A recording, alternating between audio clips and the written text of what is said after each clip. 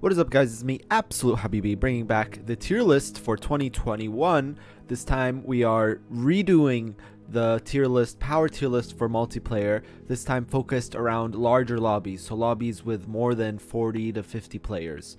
So 75 players, between that range, 40 to 75 players about. When I did my last one, I kind of was thinking into the aspect of smaller lobbies, because a lot of my multiplayer experience was in less than 30 people lobbies. But recently I've been playing and participating in bigger lobbies and getting a better understanding for the game when it's played so many different powerful nations playing all around the world, right? And I wanted to redo my tier list for that reason, so it's more coherent with the content that I bring out. So there is about 80 nations here, and if you notice, there's no Timurids and there's no Ming. This is assuming that you are playing with one of the competitive mods that many organized lobbies play with, that break up the Timurids and break up the Ming. If you are clicking on this video because you are in a 1444 lobby that you found off the public matches and you're trying to find the most powerful nation to play, I recommend Timurids first, second Muscovy, third France, then either Mamluks or Ottomans if you want to have a 1v1 war right at the start. And if you're wondering why competitive lobbies break up Ming and Timurids, is because some of these lobbies are big with 50 plus players. You need more playable regions, and Timurids and Ming shouldn't be played by players. Timurids just snowballs incredibly fast compared to any other nation in the game, and Ming, like if it's not played by a player, the Hordes will just have free reign, and if it is played by a player, it's a completely different situation. So you break it up and it gets broken up into Shu, Shun, Min, and Ji, all four of which we will go over in this tier list. Also, congratulations to James M for winning the DLC of last video. He commented, "So you want to comment, huh? What if I told you everything you knew about EU4 is a lie? What if I told you that none of this was real?" Okay, I don't have anything funny to say. Your glasses just remind me of Morpheus from The Matrix. Well, thank you, James M. Congratulations on winning the DLC. He asked for the Emperor DLC. If you want to figure out how you can win a DLC from this video, watch until the end. Firstly, we're going to start with Muscovy. And as you can see, I've reorganized the tier list from last time, and it's because I've changed my opinion. Russia is on another level of every single nation in the game, and for that reason Muscovy, the most likely candidate to form Russia, is on another level from all the other nations in the game.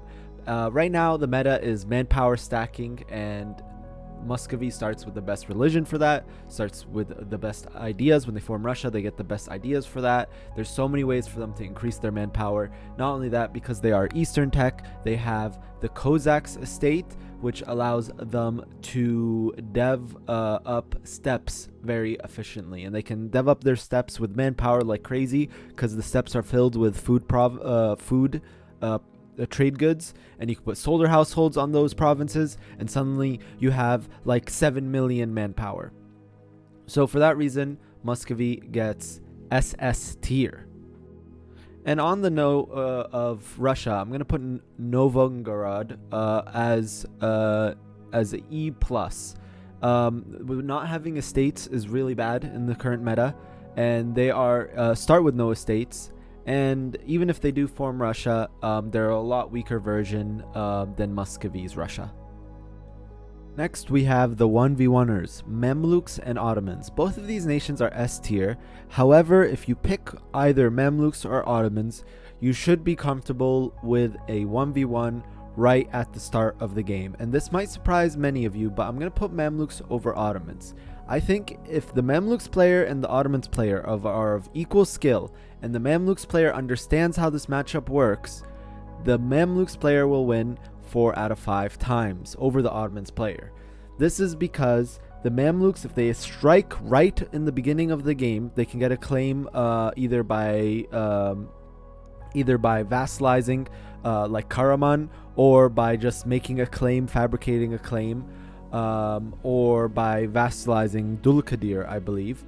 But if they declare war as soon as they're able to, they get a claim on Ottomans, they declare war on them, then the Mamluks will win. They have the pips advantage, the Muslim tech pip advantage. Their cav is a lot stronger in the early game, and in the early game cav is more important. You can even run 10-10 stacks as the Mamluks, since you start with a considerable amount of cav just to start off with. And by 10-10 stacks, I mean a stack that's 10 infantry, 10 cav. In the Mamluk ideas, there is 10 cav combat ability in the tradition. However, the Ottomans, if they can drag out the war, they usually can win. Ottomans, they have +5 discipline. If they can get lucky with another advisor, they can get another +5 discipline.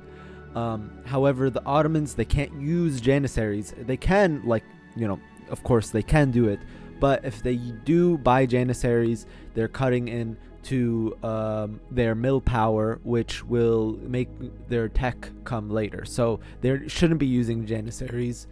But if the war drags out, the Ottomans player should be able to reach Tech 4 and Tech 5 faster than the Mamluks player, just because Mehmed is such a great leader to start. Next is Portugal, who to me is a strong A+ nation. Portugal, of course, can colonize extremely fast. They will always have colonial nations that they can get players on. And if you do have good players on your colonial nations as Portugal, you could become a very menacing power and even the top power of your lobby. The one thing that's bad about Portugal is their ideas are very lackluster for multiplayer. They're neither navally focused nor militarily focused, so it kind of puts you in a weird spot with your nation. Of course, they're very colonial focused, so you can get some really good, like I was saying, you could expand really fast. But I do recommend at some point finding another tag to switch to, as the only naval idea they have is -33 morale hit when losing a ship and +5 ship engagement chance, which is in the same idea. And the only military idea they have is +10 artillery combat ability. So yeah, extremely lackluster ideas for multiplayer, which is the reason why they're A+. Next, we have the nation of Austria, which I give a low S. In single player, this is one of the best nations for blobbing. They have the best mission tree in the game. You get a lot of PUs, but multiplayer, it's a completely different story.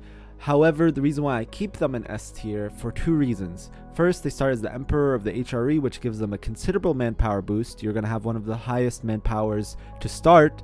And not only that, you get 10 morale of armies as your tradition. So you have a very strong early game that you can use to your advantage to expand as fast as possible, as long as you are the Emperor. So like you can use that and you can expand in the south of HRE, you can expand into Venice, you can expand into Hungary, and at some point, if you do want to, maybe you can find another tag to switch into, but in my opinion, that's not really necessary.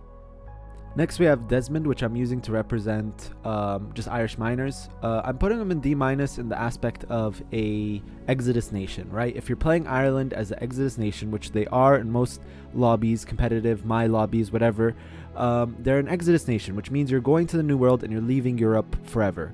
The thing is, none of the Irish miners have like really great ideas for exploration or expansion.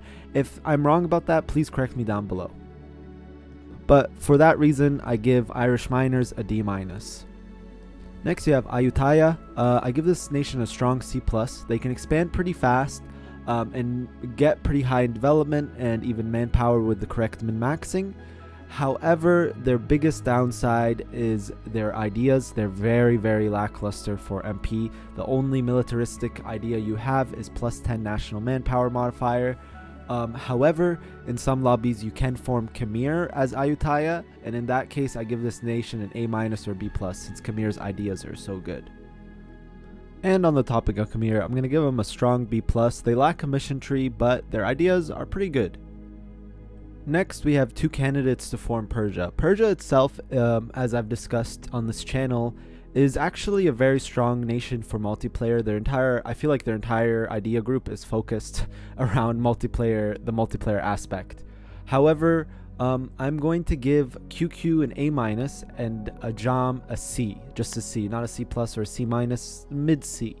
and that's because I think QQ has a much better position to form Persia over Ajam. Ajam, it's less provinces, like it's only a couple provinces and boom, you form Persia.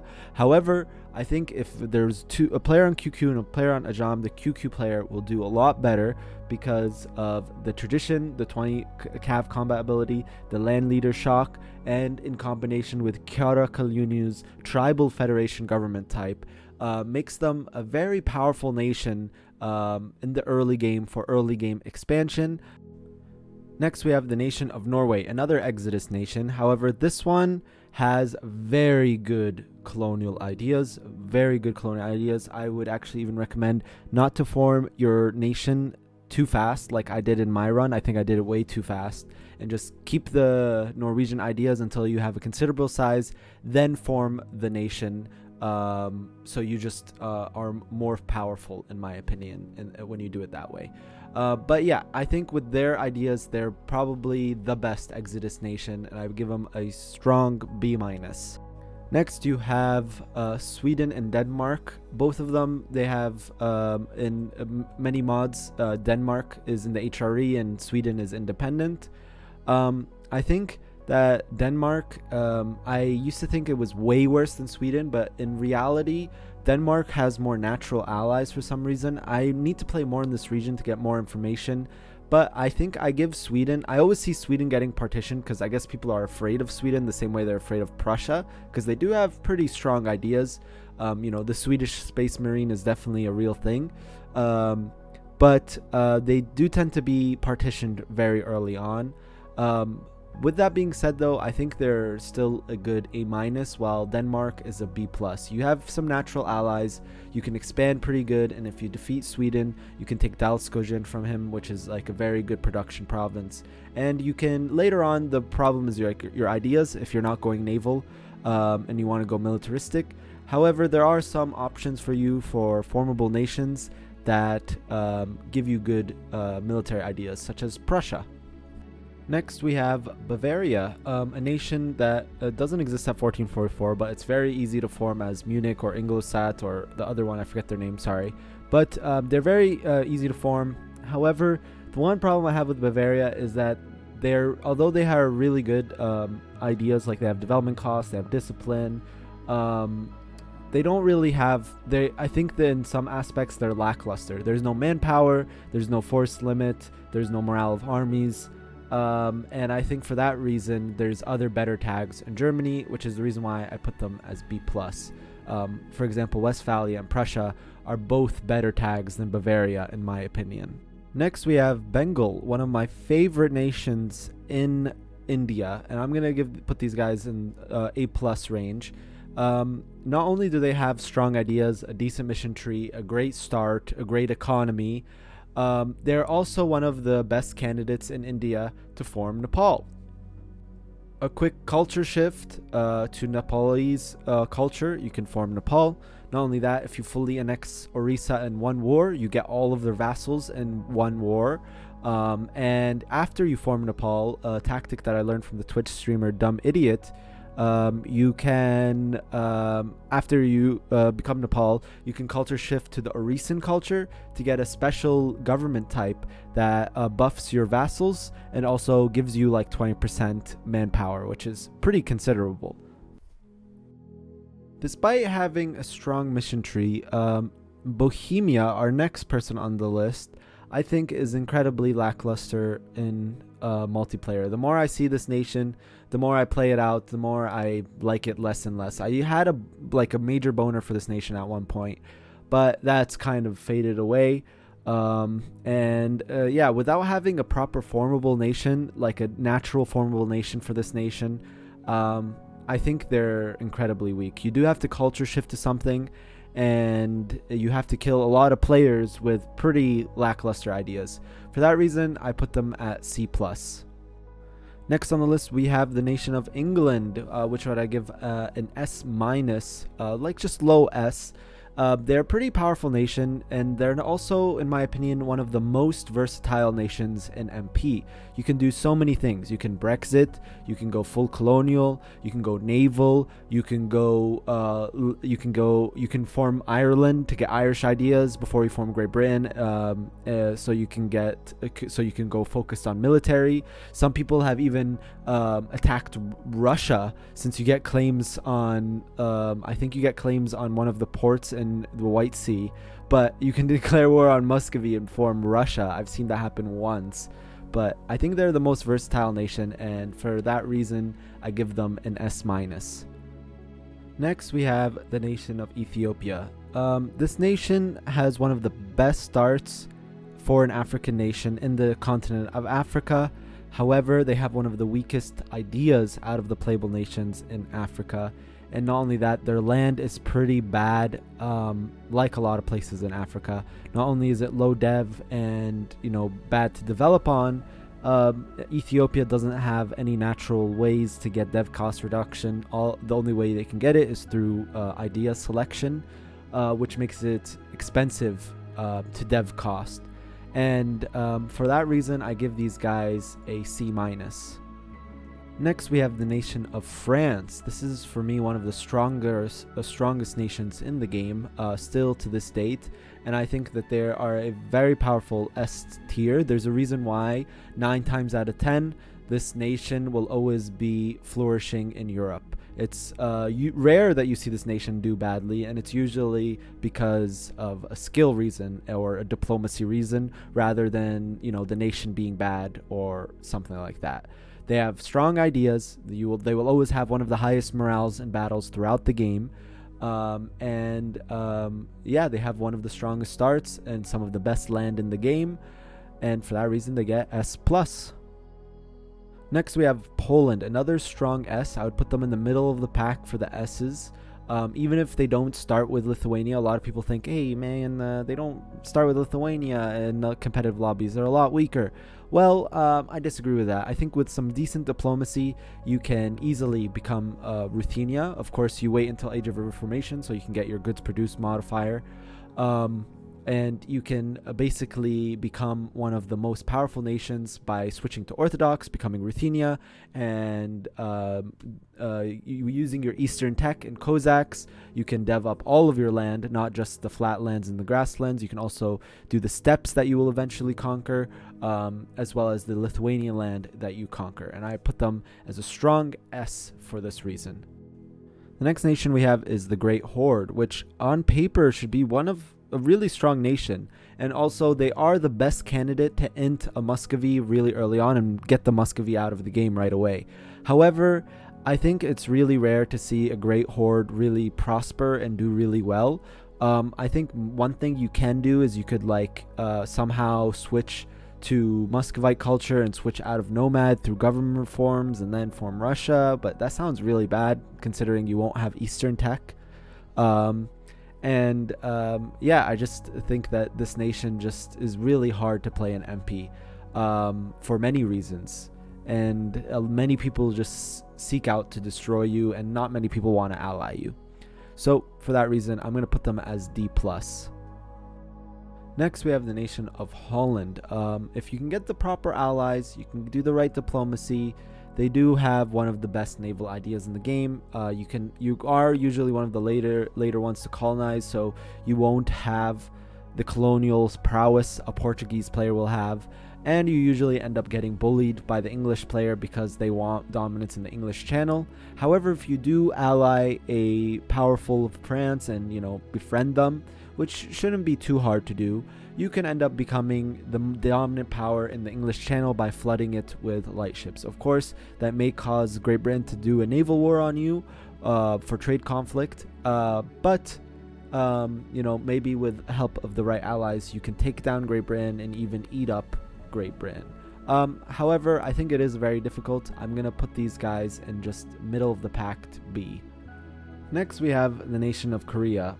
Man, I just really want to like this nation. Aesthetically, it's pretty cool. Like, you can play a really tall nation that's focused around building buildings and deving up. However, they don't have dev cost reduction in their ideas. They have one of the worst religions in the game to start for MP. They for some reason every time I play this nation I get bad event after bad event. I don't know if anyone else can relate, but for that reason I give these guys an E.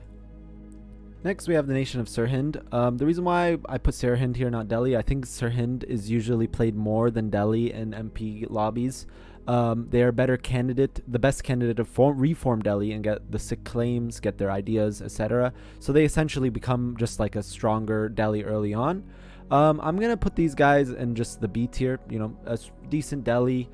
Delhi has decent ideas, decent mission tree, and overall have good claims all over India, which is very helpful when trying to expand fast. Then we have Jaunpur. This is to me another A tier nation. Again, they can kill Sirhind, kill the Delhi, and reform Delhi. Keep Jaunpuri ideas because I think they're a little bit better than Delhi ideas for military. But I think, overall, they're in the same league as Bengal. Next, we have the nation of Lubeck. These guys, I don't know how to feel about these guys. I've never played them, but I think looking at their ideas and looking at their position, they just a C. They're a republic, so you can go pretty tall. You can expand pretty fast depending on how many players are near you. But yeah, I give them about a C+. The next nation we have is Lithuania, which I'm going to put in the middle of the pact for B. You usually get ganged up on by your neighbors, but if you do end up somehow getting some decent diplomacy, you can form Ruthenia. They also can easily, from just like basically one rebel stack, convert to Orthodox, so they can become Orthodox pretty easily. I think their biggest weakness, of course, is they're stuck at a duchy rank at the start, and they also don't have the best ideas. However, in some lobbies they are slightly buffed, and if in slightly buffed cases, I'd put these guys up to an A-. Next, we have the nation of Majapahit, which is a nation in the Malay area. They start on the Java island, and they do have their own idea group, the Javan idea group, which is different than the Malayan Sultanate idea group. However, I think that this nation kind of has a lack of expansion routes, especially if there's players around him, and it's all about playing like a naval game in that area, which is very interesting. It's all about diplomacy and naval prowess. But from my experience, I see this nation get partitioned a lot. For that reason, I put them in the C range, since they are pretty decent, just they do tend to get partitioned. And speaking of the Southeast Asia region, I think it's best that we go through these next three nations right now. Madhyas, Malacca, and Brunei. Madhyas is a nation that I want to play a campaign in. I've already decided maybe in one of the next campaigns that I sign up for that I would put Madhyas as my first choice. They have -10 dev cost, they have 15 morale of navies, 5 ship durability, naval leader fire, just full naval ideas. If you want to play a full naval game, I think Madhyas is one of your best bets, because not only do they have good naval modifiers, they also have good deving modifiers, which of course are very important in MP. I'm going to put these guys in B+. They also have the Hindu faith to start, which is really good, and they start as a republic, so you can do some crazy things with your monarch leaders and constantly have 666. So yeah, I think they're very powerful. Next, we have the 4 broken up parts of China. These guys all have custom ideas and depending on the mod, but the mod that we're using for the example of these is the Zlowick MGL mod, which is not only used in my lobby, but it's also used in Zlowick's lobby, and it's inspired by this one mod guy named Monkey Man, as well as his team that worked on that balance mod. Essentially, Shu, Shun, and Shi are focused around fort defenses and taking less shock damage, so defense against hordes. Shu overall tends to have very militaristic ideas, and Min is the nation that I've been playing in my Min MP campaign. I think just by looking at their strengths, their starts, Shu, I believe Shun has the highest development, then Shu, then Shi, then Min. But in terms of ideas, I would rank Shu, then Min, then Ji, then Shun, then Ji. So with that being said, I'm gonna give Ji a B minus. I'm gonna give Shun a B. I'm gonna give Shu an A plus, right above Bengal, and I'm gonna give Min a but a little bit over QQ, a little bit over Sweden, but below the Indian nations. Another reason why I put Shu and Min over Ji and Shun is that Shu and Min are in the southern part of China, so the hordes are less of a concern to them than it is to Ji and Shun. Literally, their existence relies on defeating the nomads. Next, we have our African playable nations. We have Mali, Songhai, Butua. Sorry, I keep messing up the pronunciation. It's Batua, and Tunis and Congo. Mali, they have one of the best positions out of these, starting with 3 gold mines. 2 gold mines and right next to a 3rd gold mine. Songhai and Batua have very powerful ideas, while Tunis is very versatile, as well as Congo is also pretty versatile to play as. However, I'd give Mali a B, right behind Khmer. I'd give Songhai as A minus. Their ideas are very good. I'll give Batua also an A minus, slightly above Songhai. And most of the competitive mods out there, Batua starts with a little bit more development, so they're more comparable to Kilwa, one of the nations I forgot to mention. And usually the option is either there's a Batua player or there's a Kilwa player, not both, because if there is a Kilwa player, they would just int the Batua player to never actually have a game, and since they have a stronger economy, they would usually win. But yeah, Batua, their ideas are amazing, very cool ideas. They're not Giga OP or anything like that, but they're pretty cool. Songhai, also in the same boat, very good militaristic ideas. Mali, they're pretty lackluster ideas, but your start is very strong. Tunis, very versatile nation, and I actually put them above Mali, between Khmer and Mali. Their ideas aren't the best, but they have a lot of versatility. You could at some point, if you are a good enough player, form Andalusia, but you have more expansion routes. Actually reminds me of Morocco, which is right over here. And Morocco, in my opinion, comparing it to Tunis, is actually worse, and I'd actually give it a D plus rank. You're gonna get destroyed by the Iberians 9 times out of 10. It's a very hard start. You have a disaster right at the start. You have a really crappy leader at the start, and when you hire your advisors in the beginning, when the Wasetid revolution starts, all your advisors die. So all that money goes down the drain. And not only that, the Tunis player tends to have more rating targets than you as Morocco, and the Tunis player, in my experience, always does better. If you can prove me wrong or have a different opinion, of course, tell me down below. Next, we have the nation of Kilwa. They have a pretty strong economy. They can have a pretty good colonial game, a trade game, a naval game, and also kind of versatile comparatively to Batua or Songhai or other nations of Africa. I'm going to give these guys a C+. And then finally, we have Congo, a candidate to even spawn colonialism if he's lucky enough. But I think that Congo lacks the good land, trade goods, and gold that the other Africans might have, specifically the gold. And if they're not careful, can get destroyed by their neighbors who are aggressive, if their neighbors are aggressive. So for that reason, I put them as a C rank. Next, we have the nation of Milan, the most partitioned nation in Italy, in my opinion. I think the problem with Milan is that they start in between, they start in a middle position, which is actually not the best when you're in Italy. It's better to be on one trade node over the other, like Venice or Genoa. And not only that, a lot of players get CBs on Milan because of the Ambrosian Republic events, and you're also a little bit vulnerable in the beginning because you have to deal with your Ambrosian Republic events, meaning players can int you, destroy your nation.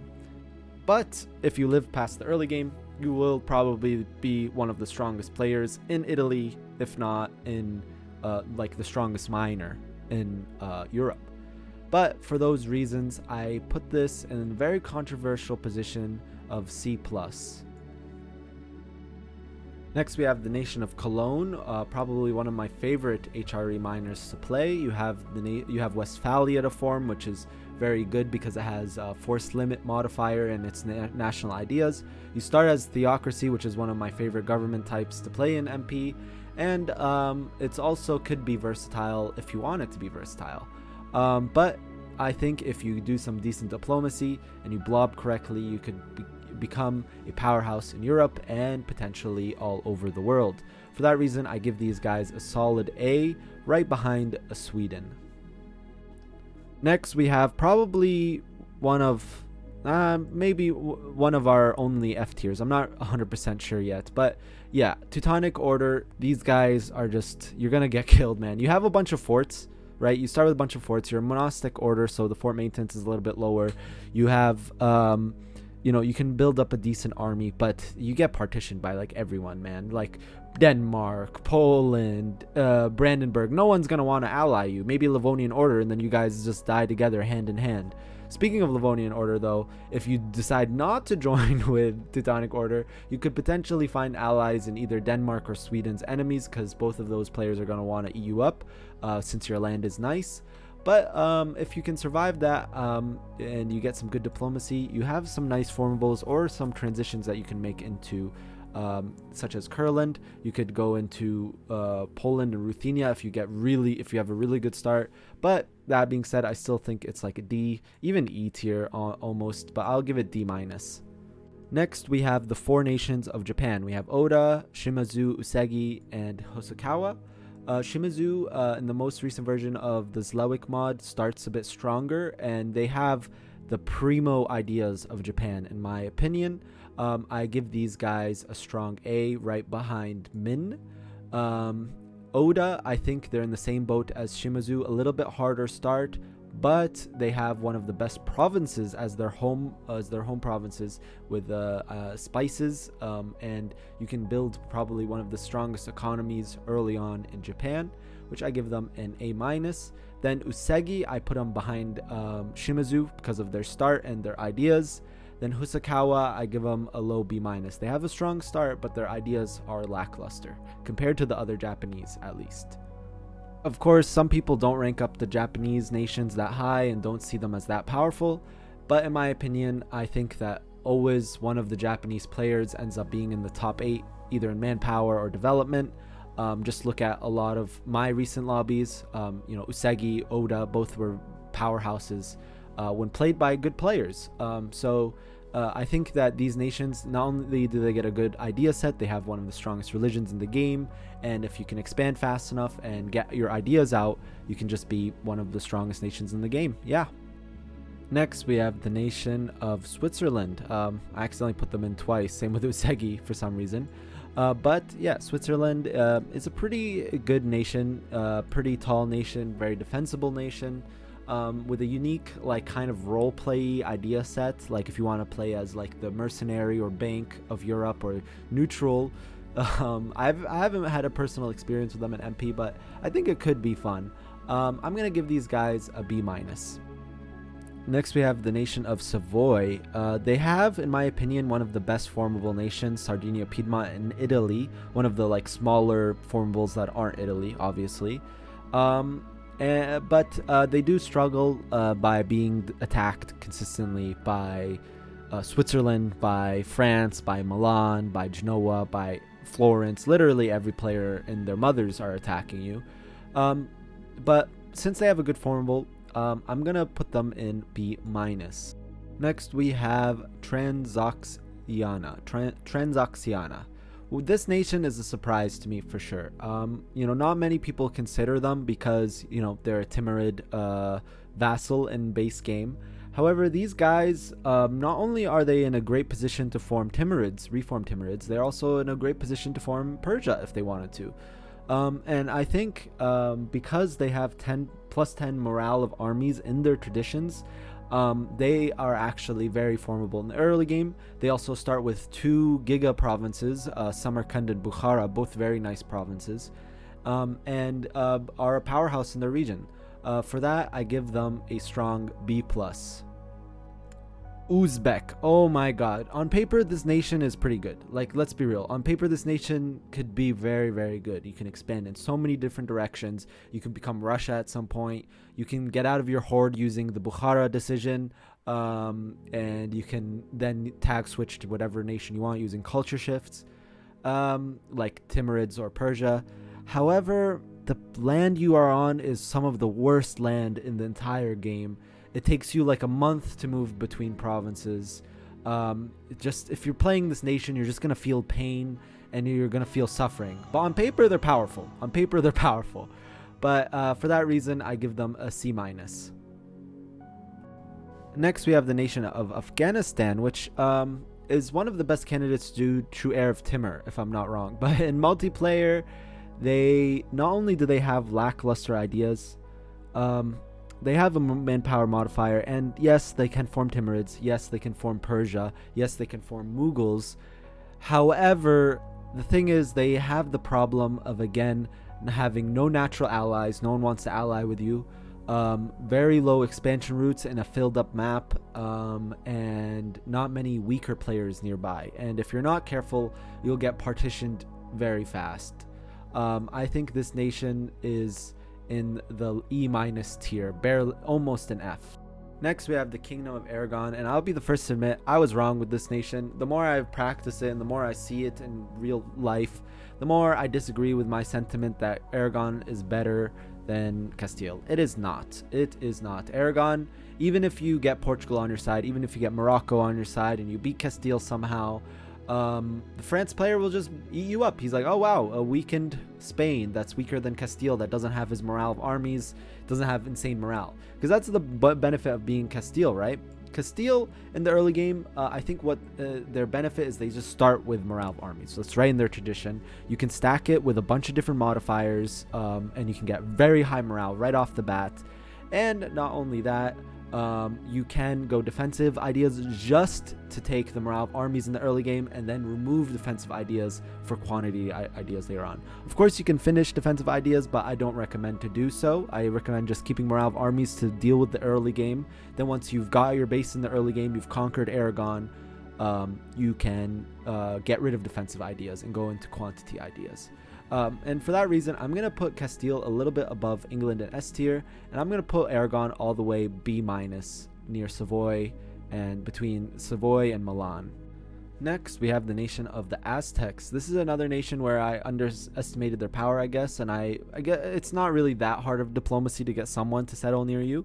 Of course, there's something that I didn't consider last time. You can use the Slavic way of giving yourself institutions by using by switching religions and then switching back religions. And even if you want, you can switch to Mayan religion if you want. I've seen that once happen before. And you can be Mayan, you can form the Mayan nation with Aztec ideas, which is would be pretty interesting. But I think this nation is just like a strong B. I think that colonial nations can still bully it, and it takes a good player to be a powerful Aztecs. And I'm going to say the same thing with Mayans. I'm going to put them right next to each other. I'm actually going to rank them a little bit below Khmer, between Khmer and Tunis, and put Aztecs over Mayans just because the Nahuatl faith is better in multiplayer, hands down. Next, we have Brandenburg. I give these guys a strong A, right below Portugal. The thing is, if you do form Prussia, you go down the route of Prussia, you get good diplomacy, you'll be strong. You'll be one of the top powers. You'll be strong all over the world comparatively. And with good diplomacy, you'll live and you won't get ganged up on by everyone. However, this nation does get ganged up by everyone. And that's what's stopping it from being an S tier, is that, you know, it's like a coin toss whether or not you're going to get ganged up on, just because people are afraid of dealing with a Prussia, like Austria, like Denmark, like Sweden, like Muscovy, even like Poland. All of these nations, if for some reason they decide that you are a threat to them, they can put an end to you before you reach your power base. But once you reach your power base, it's hard for them to stop you. So that's why I put them in A. Next, we have the nation of Burgundy. This nation is a pretty rough start. You are death warring, death warring, death warring, death warring. But if you can get past the death warring, you can have a pretty strong nation. You can, it's pretty versatile, and you can also expand into one of the wealthiest trade nodes in the game, the English Channel. I'm gonna give these guys a B tier, between right above, I'd say right behind Denmark in the B tier. So pretty high in B tier. Oh boy, Crimea. I don't even know why someone picked this in my MP lobby. I'm just gonna put this on F, just high F. This nation just it's a really rough position. It's like Great Horde, but your position's even harder. So yeah. Cusco. These guys are the best candidate to form Inca. I'm gonna put them a little bit above Aztecs. Actually, you know what? I'm gonna put them a little bit below Aztecs, because Aztecs are the easiest nation to do the animus switch to give yourself institution. So I think that gives them a pretty distinct advantage over Mayans and Cusco and Incans. And the thing is, of course, the Incan faith is the easiest to reform out of the three. But I think that they all three suffer the same problem. If Europeans want to bully you, Europeans are gonna bully you, unless you're a really good player. Dithmarschen, a peasant republic OPM. These guys on paper could be really good. You can develop. You could form Westphalia, a very nice formable nation at some point.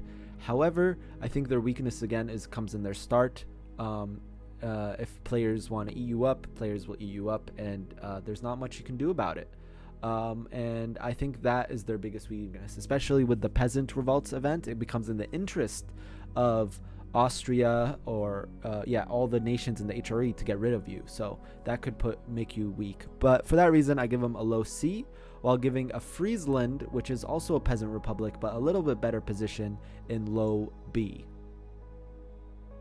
Next, we have Fars, one of the harder starts in the Persia area. Again, a candidate for forming Persia. I think that they're a little bit worse than Ajam in forming it, so for that reason, I'm going to give them a C-. Next, we have the nation of Florence, one of the nicer nations, I think, to start in Italy. You not only do you get a good starting leader, you start with Italian Signoria, which in most mods reduces it to 4 years. In base game, 12 years is kind of tough, the term duration. I'm gonna give these guys one of the higher ranks in Italy and put them in a good, in a high B+. Actually, A-. On the topic of Italy, we still have three more Italian nations. We have Genoa, which I would rank a little bit worse than Milan. So I would put them about here in the middle of the pack, over here in C. While Venice, I want this nation to work so bad, man. I have a theoretical Dalmatia start that I want to do at some point in an MP lobby. The thing is, though, any good Austria player, they see what's going on and they see you moving your capital for a second so you can form Dalmatia and do some of the little shenanigans that you can do to form Dalmatia.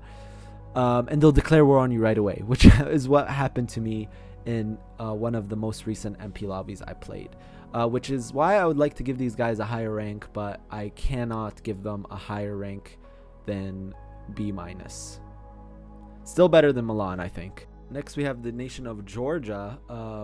This nation, kind of cool, man. It kind of could be cool. I feel like, you know, if you're playing like a defensive nation, and Russia usually likes you because you act like a buffer state to the Middle East. The thing is, I never see this nation do well, and this is a power tier list, so I'm gonna give them a D-. Next, we have another Indian nation of Gorkha. However, I think even though they're the easiest nation to form Nepal, I think the best candidate for Nepal is actually Bengal or Jaunpur. Jaunpur. Sorry. Jaunpur.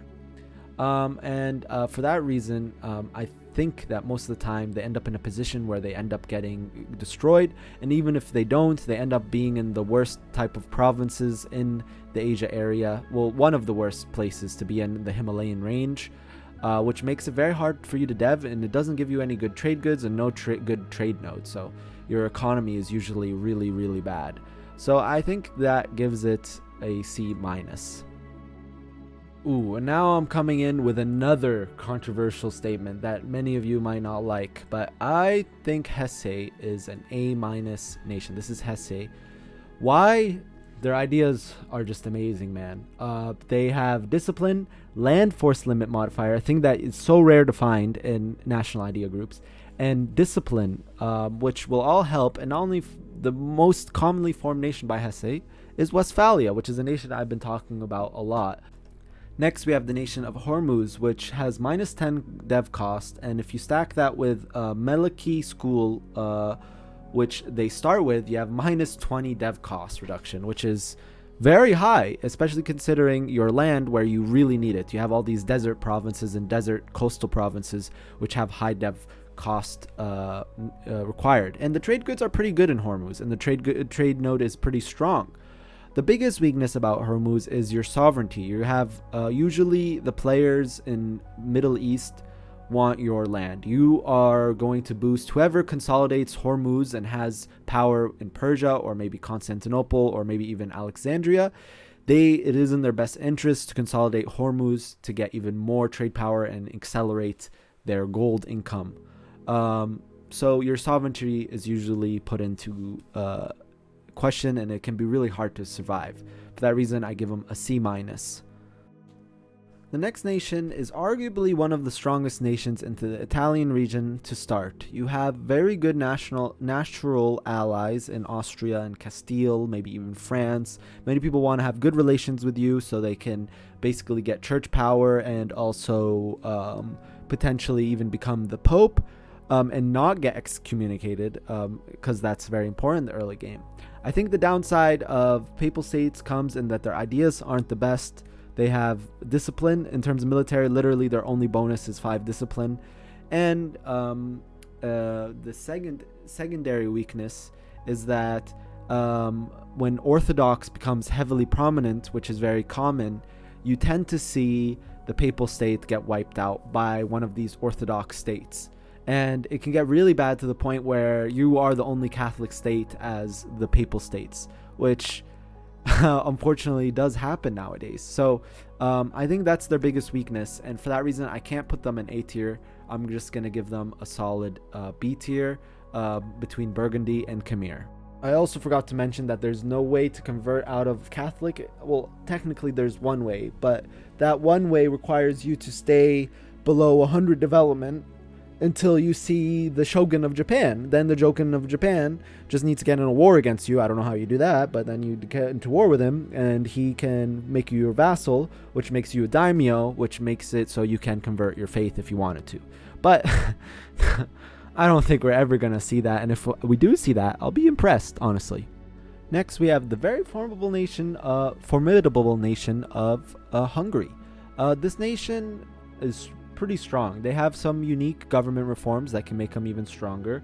They have discipline in their idea group, combat ability, manpower, and combination with Orthodox faith, they can be very strong, especially since they start with some Orthodox provinces, so converting isn't difficult. The weakness of Hungary comes in the early game. You have a lot of very potential enemies around you.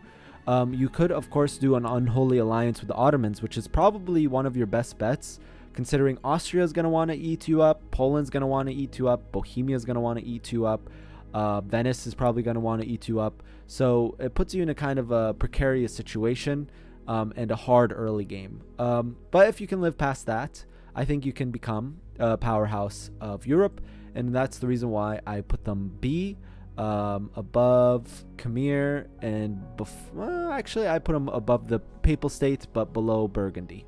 Next, we have another horde of Jinzhou. I put these guys at a good B+. These are the second best horde behind Oirat, in my opinion, in the start. Oirat, of course, doesn't start with feudalism, and I actually forgot to put them in the tier list, but I would put them as a low A-. The reason why I give them the best start is because they have a mission tree that gives them claims all over China. If you can basically get a deal with Uzbek and you're not stuck in a 1v1 war with Uzbek, you can go down into China and seize a lot of China, eat up Mongolia, and become very powerful as Oirat, which is why I put it as a higher rank than Jinzhou. But Jinzhou on paper should be stronger if they are able to get a good power base before Oirat can get to them. If they're able to do that, the combination of banners in addition with Manchurian ideas, you can do it. But usually the thing is, the reason why I put Oirat above Jinzhou is that Oirat usually will fight you before you even get your first idea group.